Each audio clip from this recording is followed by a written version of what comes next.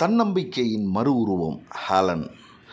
தன்னம்பிக்கையும் விடாமுயற்சியும் உணர்வுபூர்வமாக பின்பற்றும் எவருக்கும் வானம் வசப்பட்டே ஆக வேண்டும் என்ற இயற்கை விதியை தெள்ளத் தெளிவாக உணர்த்தும் ஒரு அசாதாரண கதை. 1880 ஜூன் 27 அமெரிக்காவின் அலபாமா மாகாணத்தில் உள்ள தஸ்காம்பியா என்னும் சிற்றூரில் ஒரு குழந்தை பிறந்தது. அழகாகவும் நல்ல உடல் ஆரோக்கியமாகவும் இருந்தது. தங்கள் குழந்தையின் எதிர்காலம் ஒளிமயமாக இருக்க வேண்டும் என்று எல்லா பெற்றோரைப் போலவும் அந்த பெற்றோர் விரும்பினார். குழந்தைக்கு 2 வயது நிரம்பும் தருணத்தில் திடீரென காய்ச்சல் வந்தது. அது என்ன காய்ச்சல் என்பது அப்போதைய மருத்துவர்களுக்கு தெரியவில்லை. குழந்தை இறந்துவிடும் என்றுதான் நினைத்து வருந்தினார். ஆனால் பெயர் தெரியாத அந்த நோய் குழந்தையின் உயிரை பறிக்கவில்லை. மாறாக அந்த பச்சிளங்குழந்தையின் பசுமை மாறாத உடலில் 2 கொடூரங்களை நிகழ்த்தி காட்டியது. முதலாவதாக அந்த மழலையின் செவிகள் செயலிழந்தன. அடுத்தது அந்த பிஞ்சி குழந்தையின் சின்னஞ்சிறு விழிகள் ஒளியிழந்தன.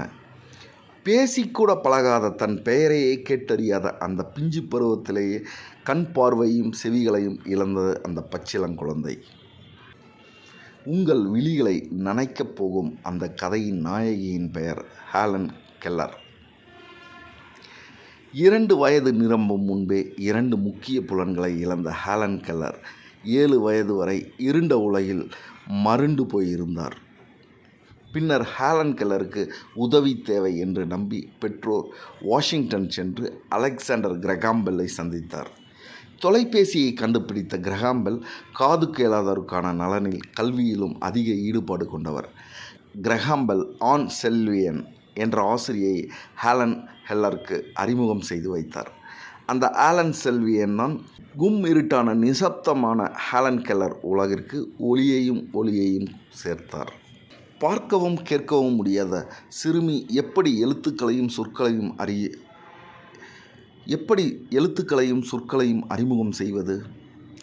ஹேலன் கெல்லரின் உள்ளங்கையில் தன் விரல்களால் எழுதி கொஞ்சம் கொஞ்சமாக அறிமுகம் செய்தார். அவற்றை விளையாட்டாக எண்ணி கற்றுக்கொண்டார் ஹேலன் கெல்லர். ஆனால் தன் கற்றுக்கொண்ட எழுத்துக்களை அவர்களால் பொருட்களோடு தொடர்பு படுத்த முடியவில்லை. உதாரணத்திற்கு வாட்டர் என்று கையில் எழுதி காட்டும்போது ஹேலன் கெல்லருக்கு எழுத்துக்கள் புரியும். ஆனால் அது தண்ணீர் என்று தெரியாது. ஒருமுறை ஒரு தண்ணீர் குழாய்க்கு கீழ் ஹேலன் வலது கையில் தண்ணீர் படுமாறு வைத்து அவரது இடது கையில் வாட்டர் என்று எழுதி காட்டினார். உடனே சட்டென்று மலர்ந்தது கெல்லரின் முகம். முதலாக ஒரு பொருளை தொட்டு அதன் பெயரை உணர்ந்தார். அதே குதூகலத்தில் தனது வலது கையை தரையில் வைத்தார் கெல்லர். அதனை எர்த் என்று இடது கையில் எழுதி காட்டினார். ஒரு புதிய உலகத்தில் சஞ்சரிக்கத் தொடங்கினார் கெல்லர். சில நிமிடங்களிலேயே சுமார் 30 சொற்களை கற்றுக்கொண்டார். இப்படி ஒவ்வொரு பொருட்களையும் தொட்டு உணர்ந்து அந்த 8 வயது பட்டாம்பூச்சி பிறகு சிறிதாக எழுத கற்றுக்கொண்டாள் கெல்லர். கண் பார்வையற்றோருக்கான பிரைல் எழுத்து முறையை கற்றுக்கொண்டார். எதையும் விரைவாக கற்றுக்கொள்ளும் திறமை கெல்லருக்கு இயல்பாகவே இருந்தது.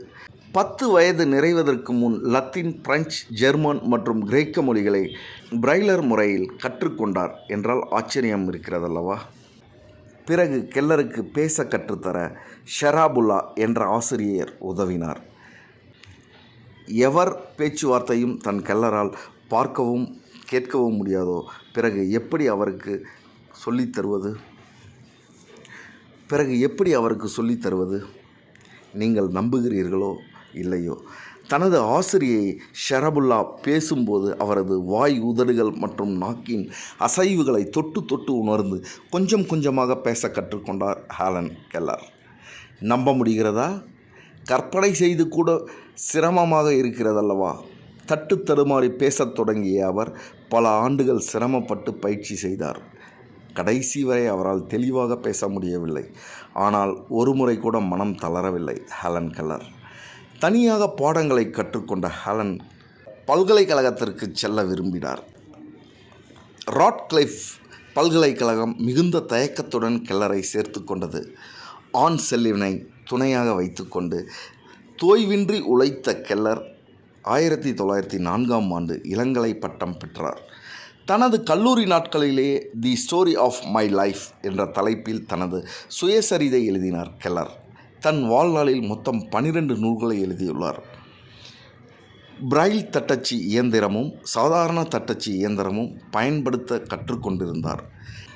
1919ஆம் ஆண்டு அவரது கெல்லரின் கதை ஹாலிவுட்டில் படமாக்கப்பட்ட போது அந்த படத்தில் நடித்தும் இருக்கிறார்.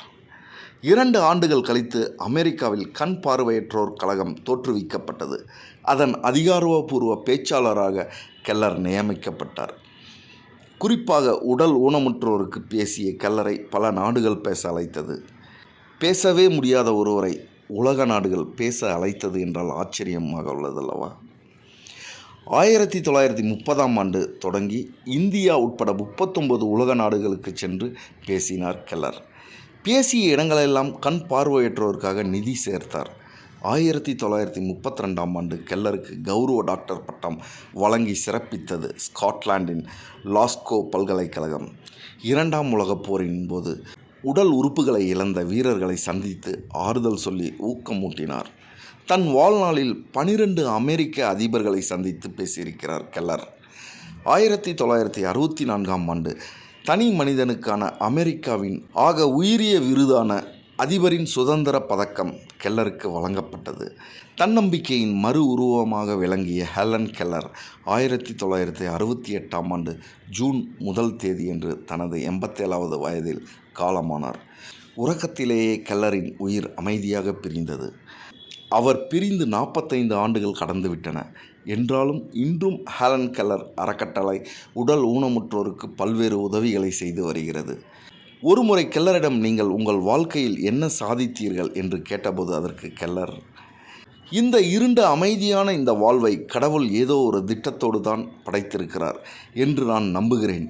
அதை என்றாவது ஒரு நாள் நான் உணர்வேன். அப்போதுதான் நான் அது குறித்து மகிழ்வேன் என்று கூறினார். நீங்கள் சோர்ந்து போயிருக்கிறீர்களா? ஏதோ ஒரு மனச்சுமை உங்கள் தோள்களில் பெரும் பாரமாக கணக்கிறதா? தீராத மன உளைச்சலில் இருக்கிறீர்களா? ஹெலன் கெல்லர் என்ற 2 மந்திர சொற்களை சொல்லி பாருங்கள். கண் பார்வை இல்லாமலும் காது கேளாமலும் கெல்லர் பட்ட சிரமங்களை விடவா உங்கள் பிரச்சனை பெரிது? சிந்தித்து பாருங்கள். 2 முக்கிய புலன்கள் இல்லாமல் ஹெலன் கெல்லர் இவ்வளவு சாதிக்க முடிந்தது என்றால் நமக்கு தடையாக இருப்பது எவை? எந்த தடைகளையும் உடைத்தெறிய ஹெலன் கெல்லர் நம் காதுகளில் சொல்லும் உண்மை 2 வார்த்தை மந்திரம்: தன்னம்பிக்கை, விடாமுயற்சி. முயன்று பாருங்கள். உங்கள் இன்னல்கள் பஞ்சாய் பறக்காவிட்டாலும் முயற்சி செய்யும் முறைதான் நாமெல்லாம் மனிதர்கள் என்ற கவிப்பேரரசு வைரமுத்துவின் கூற்று எவ்வளவு உண்மை என்பது உணர்வீர்கள். நீங்கள் வசப்படுத்த விரும்பும் வானத்தில் மகிழ்ச்சியாக சிறகடித்து பறக்க வாழ்த்துக்கள். நன்றி.